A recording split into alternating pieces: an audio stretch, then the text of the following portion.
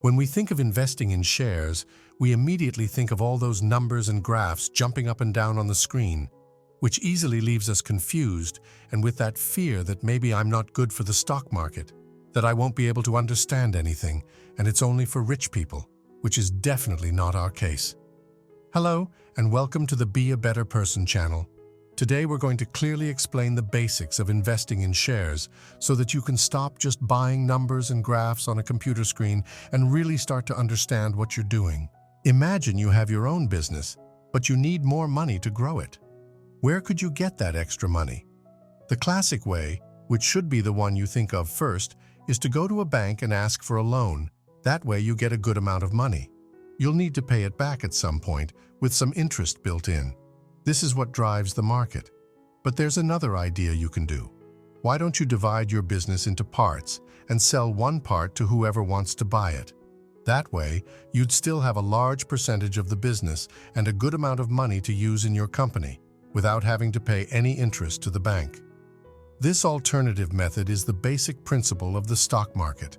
The process I've just shown you is called IPO, which stands for Initial Public Offering. In other words, it's how much you're going to sell that part of your business for, which will be transformed into shares. Let's take an example. Let's say your business is worth $1 million and you're willing to sell 20% of it to raise money to boost your sales.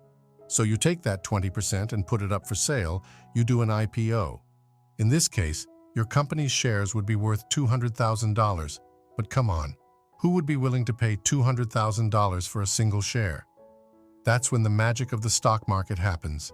That share that was worth $200,000 is broken down into, for example, 100,000 shares of the company, each worth $2.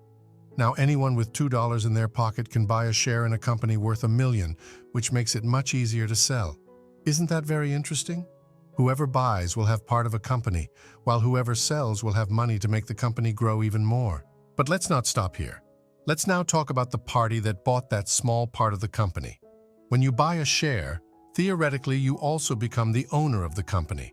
That is, you will also receive a percentage of the business's profits. In our example, if the company had made a profit of $100,000 for the year, and if you had bought 100 shares at $2, in other words, if you had invested $200, you would receive something like $20.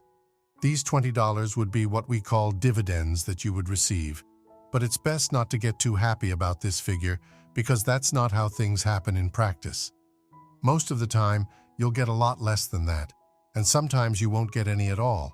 But why? Because it's the company directors who are responsible for deciding what to do with that money. And their priorities are, of course, to fill their pockets first and only then to expand the company further. At first glance, it may not seem like a good thing not to receive all your dividends, but if this money is invested well in the company, making it grow even more, in the near future it will generate even more profit, which will be invested again so that it generates even more profit, making the company always grow. This will make it worth even more.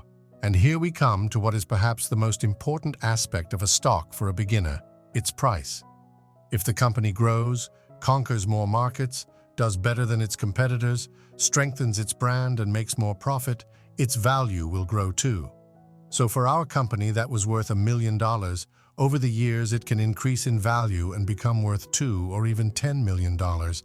And consequently, many people seeing this rapid growth will want to buy shares too. And what happens when a lot of people want to buy something? Its price goes up too, which means that that small share of yours that you bought for $2, you won't want to sell for $2, but for $10,000 or even more. So the company's price will rise in those graphs that appear to you. And that's more or less how share prices rise. The opposite, the sad part of the story, can also be explained in the same way. If the company starts to lose market share, has a scandal that weakens its brand, and makes losses instead of profits, its price will fall, causing the graph to move downwards. And this is where the danger lies, because just as some companies grow, others sink into trouble.